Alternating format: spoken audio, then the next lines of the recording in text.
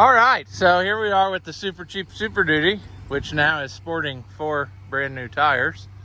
So we're getting closer to making this a usable rig. But we got something we gotta go get again. I found something that was a super good deal, I thought, and we couldn't pass it up. So we're gonna get started on that right after this.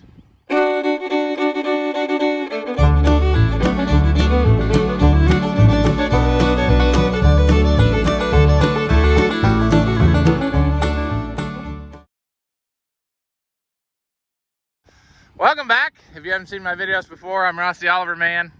Like I said, we got some stuff to go get. I got something else the other day we can talk about too in a minute, but before we do that, I recorded some footage of feeding cattle the other night, and you can watch that now. Somebody was asking and said keep up a count or keep us updated on, you know, how many calves you got, and we got some more new ones, so I'll let you watch that footage right now. Well, this is one of those days that we're gonna rack up in the category of try again tomorrow, because that turned into a mess fast. My love for net wrap is very apparent here, as soon as I cut it loose, it exploded the bale. So I had to just shove it through in whatever shape I could get it, which was not much. I got the second bale, that's good. Somebody asked about keeping count, if you can see over there, but there is the calves that I've had this year. The one was early on, several months ago, and then those 3 in the last 3 or 4 days, so they're up and doing good. But I also noticed something else out here, and since all I have is my phone, we'll go try to get close to it. But it appears that there is a new baby jackass. And no, I didn't have a kid. It's right over here.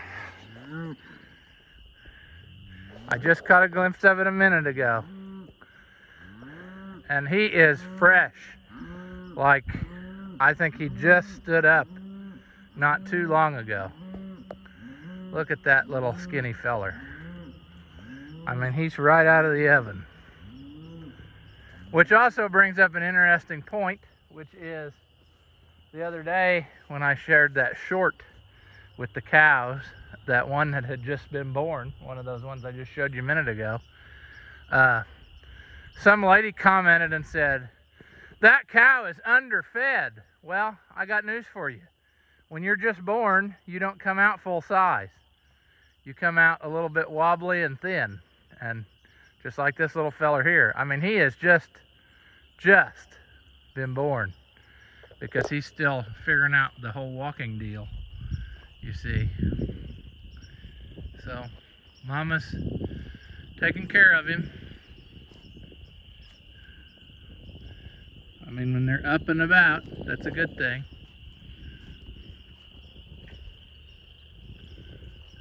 Yeah, usually they're more secretive than this. They don't have it like here in the public space. They usually go off like in the trees somewhere to have their baby. But yeah, I mean, I usually never catch them this fresh, brand new. I mean, it's usually they were born like the day before or something, you know, and she'll come out with them all fluffy and dried out. But yeah, that little feller just hit the ground, so looks like he's trying to go back in. I guess he doesn't like it here. But yeah, so there we go. We're up to a total of 4 calves for this year, plus a donkey. So we're moving right along. I like to watch them when they run around and play. That's how you know they're in good shape.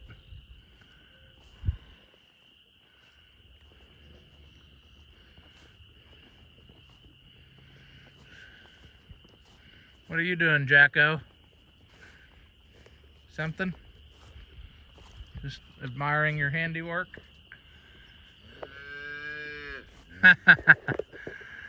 Yeah. There's 2 of the little guys right here.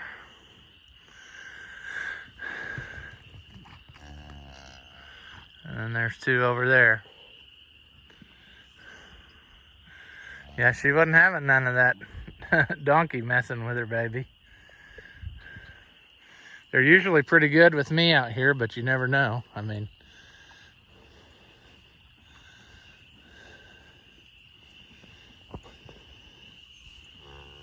what? I'm out here every day, and you know that.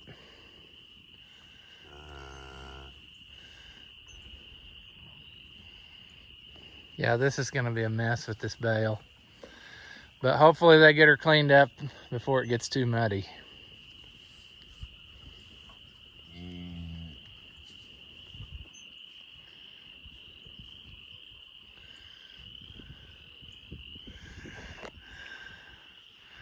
So the red one, that's hers. That's the one that was the other day more. And then the one on the other side of the fence, I suppose, is this other black one's. But they know what's what. And like I said before, they pretty well all look out for each other. I mean, they know the deal. And they'll take care of the little babies until the mother comes back over.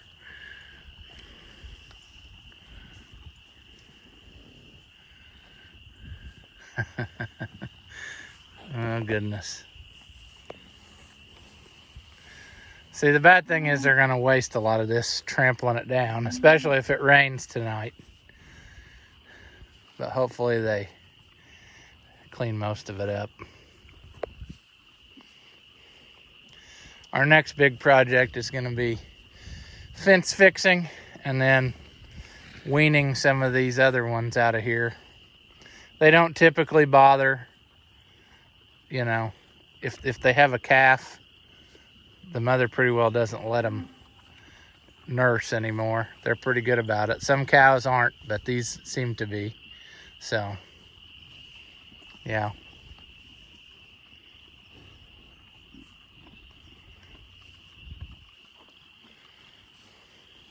Nice and peaceful, isn't it?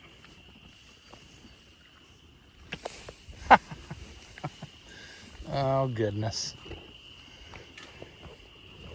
It's funny that they're not more tame than they are. I mean, they don't really mind me out here, but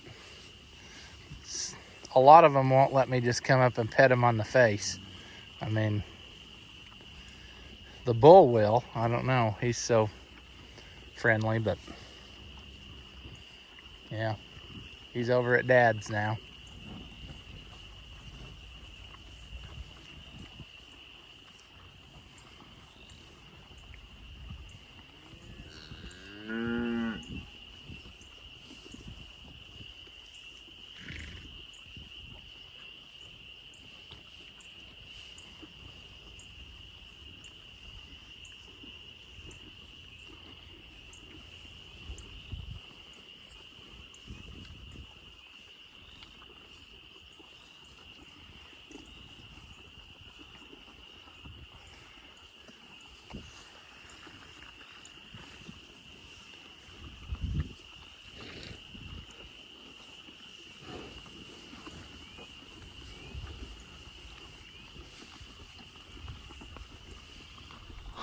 Well, in typical Ross fashion, that quickly became an ordeal. And I'll explain that in a minute. But I suppose we should probably go in chronological order here of what has appeared. So the other day, I was cruising the old Facebook Marketplace, and I saw something, and I had to fire up the old dick truck here and go after it. And that is this here. And the reason I did that is because, well, this other truck had that flat tire, and I didn't want to run it all over with a different size tire on there in case that would tear up my something. So I just did that and then got that one fixed, and then actually that one was hooked to the livestock trailer to take a cow away. So got to use the old dick truck again. and I picked up this. I saw that on the old Facebook Marketplace, and it was super duper cheap, and I thought, hey, I could use this. It's a little tilt bed trailer, like homemade like, but it works super duper easy. And I thought, you know, there's been times when I have had to haul my lawnmower, or maybe like the golf cart and what have you, and it just seems like that trailer's always got something on it, or in the case of lawnmowers, that trailer doesn't work very good. The deck always catches on the edge of the trailer. Really, that ramp needs to be about another 2 feet longer probably to get less of a jump up there. But that's a common thing hauling lawnmowers. It seems like on almost any trailer, the deck always wants to catch. So I thought, for no more than this was, a couple $100, and it was close, you know, just the other side of town, I thought I'll definitely buy that, because I'll use it. You know, maybe I'll end up like putting a water tank on and just pulling it with that, you know.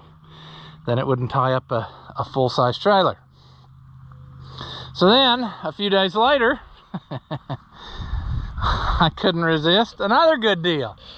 And that was this. Everything you see in this picture. This trailer, and then a Oliver horse-drawn sickle mower, which I've been looking for one of these for a lot of years, and you just never saw them around this area. And this one's pretty good yet. You can still see traces of original paint, I believe, so that's something.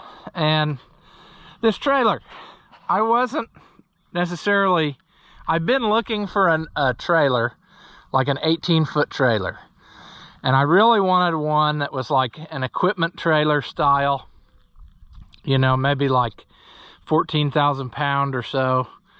And I just never could find exactly what I wanted. I just never could. And the reason why I wanted that is, obviously, I was hauling that other trailer, it don't hardly owe me nothing. I mean, it's done way more than it was designed to do. But the biggest problem that was always an aggravation was, I would always get into something and it just wouldn't quite go on that trailer, because there's like 76 inches between the rails. This white truck is a good example of that. It would just barely not go on that trailer, and I had to use that huge gooseneck of my brother-in-law's. And if I'd had this, I could have put the white pickup on there, no problem. Because this is supposed to be 80 inches between fenders. Plus, you got all this side room you can hang stuff over if you have to. Get yourself a little bit more, you know what I'm saying. So I settled on this. This is more of like a car trailer style, but it went super cheap, and I could not pass it up for the price. I mean, I got it for like half price of what I think it's worth. And yeah, it's got like 4 brand new tires on it, I think, just about. I mean, they're pretty good. And I couldn't let it go for that cheap a price, even if it wasn't exactly what I wanted. There are things I like about it and things I don't like about it. Things I like about it, well, it's supposed to have brakes on both axles, so that'll be nice. However, pulling it home, I did not get any sense that they were doing anything. The truck did not like having this back there. It kept saying on the display that none of that right light wasn't working again, and I would say that none of the lights are probably working. We can try that when it gets dark. But what I like about the design of this trailer versus that other one is the channel iron for your hitch comes all the way out, and then they folded it side of the frame, and it's welded all the way along here. So you're getting pulling all the way from in front of the axle, you know, basically till here, and then every place along that it's attached, you know. Whereas that trailer, if you look at it, I have been adding stuff to it ever since I got it. I've got hundreds and hundreds of dollars of steel added into it to make it more rigid. But they stopped the tongue right here. So basically, you are only pulling from the front rail and then this rail right here.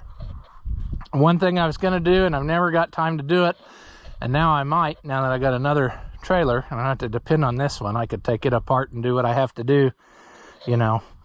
I want to extend a piece of metal or something like on that other one, where it comes along here and it goes back in front of the axle, so you're getting some strength, like pulling on the actual square parallel of the trailer and not just on the front, you know, if that makes it visual. I'm not very good about putting it into words, what I'm trying to say, but right now you're pulling from right here, and it'll want to naturally roll, which actually kind of happened to this trailer. I had to straighten it out a bunch.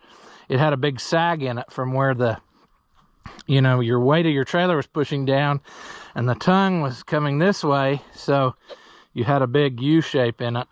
And I jacked around on it and pried and lifted and heated and welded in a whole bunch more steel to keep that from happening again.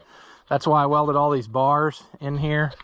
Originally it had like one in the middle on each side, and that was it, and then it had one around the corner.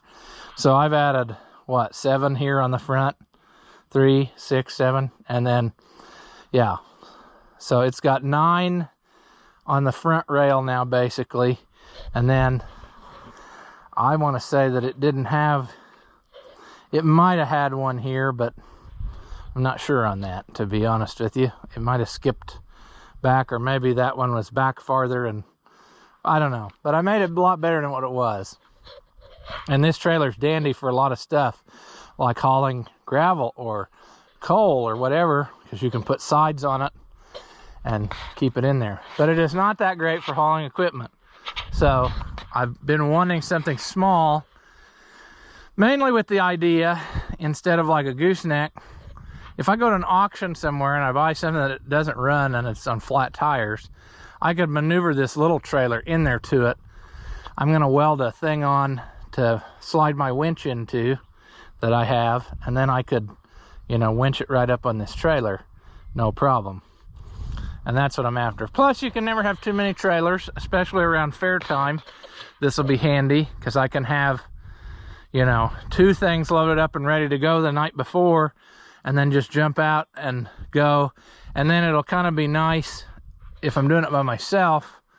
I can come back here, load up 2 more things, and then I'll have kind of like a little rest period while I'm hauling it over there, because it's easier to unload than it is to load. So, but yeah, I couldn't pass that up for what I got in it. So, I mean, I paid more for my set of tires on the pickup than I paid for this trailer. So let that sink in, you know. And it's got nice little, not really heavy. I'll probably have to make something better, because I'm sure I'll destroy those in short order. But they little ramps, and they fold up under there. And maybe I need to weld on this different and make some fold up style ramps, you know. And maybe not. It's nice for this because you can, if you haul a car, it'll hang over the edge, maybe the trunk or whatever, that pickup, you know. If you put ramps on that fold up, you got to have a way to get them off real easy, because you'll get into a situation where they're in the way. But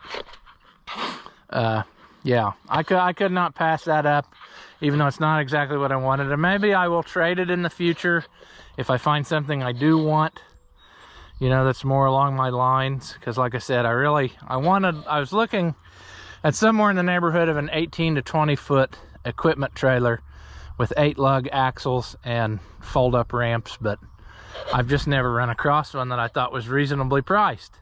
So that's what we've done here. But this is a good deal, and it will get used. I need to, before we use it, we're gonna have to just rewire it, because it's not, I don't think anything's working. The brakes, it'll be super nice if I can get those to work, which of course I know nothing about them. They were not working. The truck, every time I try to manually do the brakes, it would just say trailer disconnected. It didn't like that at all. So something's not right, and it might be with, there's our old friend, the Scotch lock connector, which I hate those things, all through there. So that is probably part of our trouble. But we can flip it up in the air again like we did the other one, and, you know, get her to work. It's got nice tie downs. I like that. You can get a chain through. nice, so that's good. The little Fiat tractor will go right on here, easy. You know, it won't fit on that one unless you spin the wheels in. So I think we got a winner here. It's kind of got me in the mood to do some trailer servicing anyway. That one desperately needs to have all 4 hubs pulled off and check the bearings, grease them, whatever it needs, because that has been severely neglected and it shouldn't be. And so the same treatment needs to be to this one, because I know nothing about this, you know, what kind of shape it's in or how it was treated. And then another thing I think I'd like to do whilst it's apart, maybe they're the same hubs and the same stuff, but I would like to have a set or 2 of these bearings on hand, you know, that you could take with you in case you broke down by the side of the road. You could slap a new set of bearings in and get yourself to safety. So that's on the list of things to do. But anytime you get another trailer, that's an all right deal in my book. A trailer is a good thing, I guess, if you want to say a good investment, because it seems like if you would get into money trouble, you could sell a trailer pretty easy. You know, trailers are, somebody's always wanting a trailer.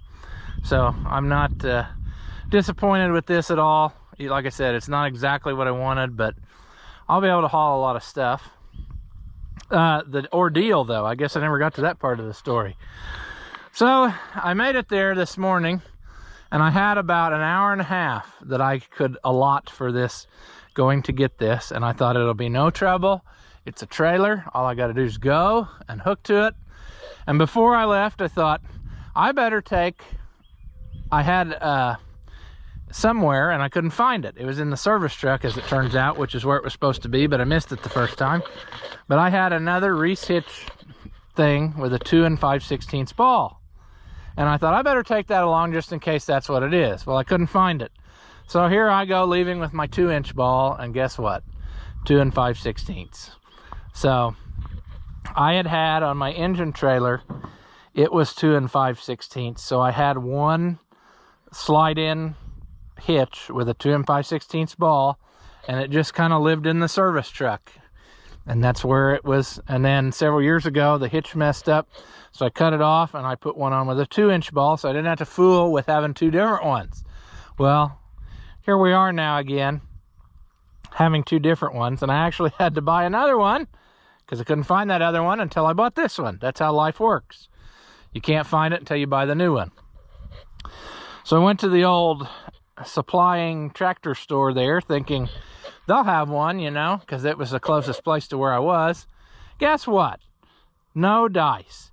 They had a 2 5/16 ball, but the only thing that they had that it would fit in was like a 3-inch square box tube, and it would not fit. So that was out. So I went to the O parts store, which was down the road, and by that time I knew I couldn't get back and get this. So I had to wait till the end of the day. After the afternoon bus route, I hopped in the pickup, had the new receiver ready in there, and just took off. Before I left, I told those guys, I said, set that mower on the trailer, and I said, I'll go get a ball and be back sometime. So they set it on the trailer for me, and that's where we are. So it was pretty easy after that. All I had to do is just back up to it and hook it up, and away we went. No trouble at all, other than, like I said, I don't think much of the stuff is working. This has got one of the side jacks, which I do not prefer. I will probably maybe do some modifying on this trailer a little bit, and you know, I'm guessing somebody has already cut this off and put on a new hitch at one time.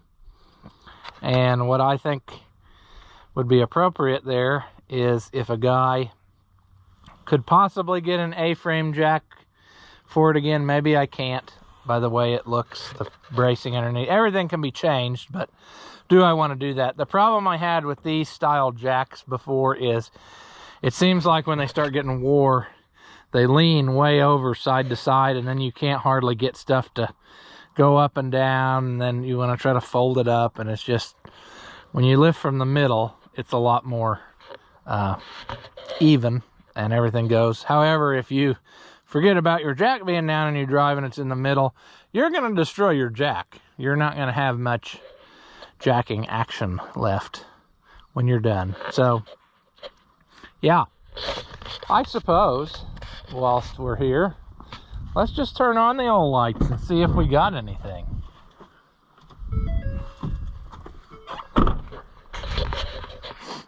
I don't think we got us nothing. Front one there did not come on. Nothing. Nothing. And before you say anything, I already got that new plug thing I was talking about last time and put it on the pickup before I left, which was this deal here. It now fits tight in the holder. So we just ain't got nothing. We're going to be rewiring and figuring that out. We'll figure out our brake system. Like I said, it'd probably be a good idea to pull all the hubs off and see what our brakes actually look like. They may be totally garbage, you know. But it would certainly be nice to have a trailer with brakes that worked, because, yeah. See, the other one, don't tell nobody, that other one has 0 brakes on it. It never did from the day it was born.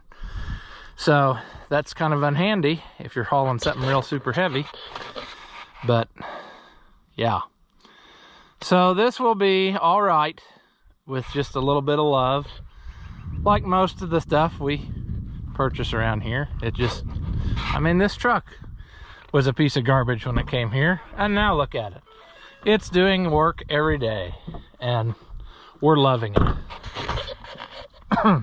Truth be told, it was hard to go back and drive that other truck, because it just feels like this one is so much bigger inside the cab. Like you got so much more room and it's comfortable the way it's laid out, and that one felt like you were crammed in there. I know it's all in my head, but I don't know. You can never have too many pickups and you can never have too many trailers, you know. I guess we should probably look at this mower a little more before we go, just because we never even talked about it, you know. I'm wondering if this was repainted or whether, I don't know. See, I see red paint here and then I see green paint here. So I'm not sure what we got going on. I see lots of green paint on there. Wheels are obviously red. So we're gonna have to do some research on that. Somebody got a little aggressive here. Bent the tips. Sickle is long gone. Pitman is long gone. I really hate for this to just be yard art, you know. I would much rather it be preserved, just because I think they're neat.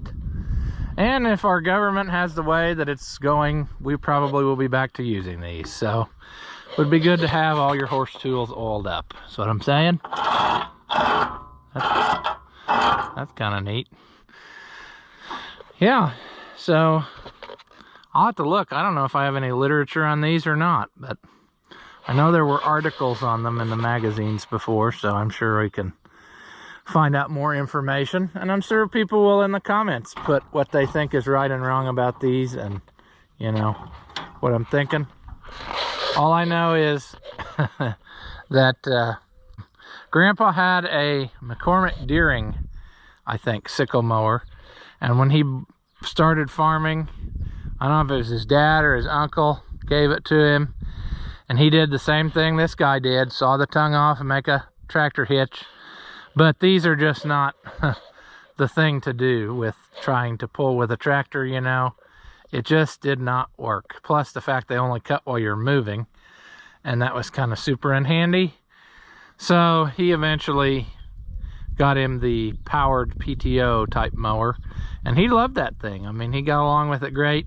I hated its guts, because basically by the time I came along, the thing was probably, what, 20, 30 years old and totally flat wore out. And it would take forever to cut a field of hay because nothing would stay tight. It wasn't square anymore. And, you know, them old timers didn't want to give up their stuff. So he just kept plugging along with it. And then I bought that hay bine and I thought we were in heaven, because that thing is a dream compared to that. I always wanted a disc mower, but that hay bine is good enough for what I'm doing. Dad's got a disc mower, like the kind that I wanted, so if we had to have one, I could probably use that one. But anyway, these things cut a lot of hay in their day, because back in those days, hay was one of the major crops, not like today, you know, because all your farming equipment ran on hay. So they did a lot more back then used to. And yeah, like I said, you see a lot of these as yard art, but not a whole lot of them are preserved. And around here, you just don't see an Oliver sickle mower. It just, a horse mower, I should say. They just were not around. I don't know what the reason was, but basically McCormick Deering is what you would see, you know. Look at there, there's even some remnants of writing on there. So I'm saying this is a lot of original paint on here.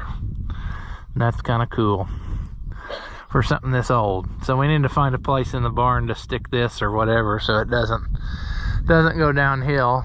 And someday when we got nothing to do, we'll try to make it a little more better. But nothing's stuck on it. That's the plus, you know. A lot of ones you find are totally rusted up garbage, and this one isn't. So all in all, it was a successful few days, and not much money spent really on this. We spent more money on tires this week than we did on treasures. So that's kind of a sad time to live in, when, you know, tires cost more than equipment. So yeah, as always, if you enjoy my videos, give them a thumbs up, leave a comment and tell me how dumb you think I am, or if by some slim chance you liked it, say that. Thank you for watching, and I'll see you in the next one.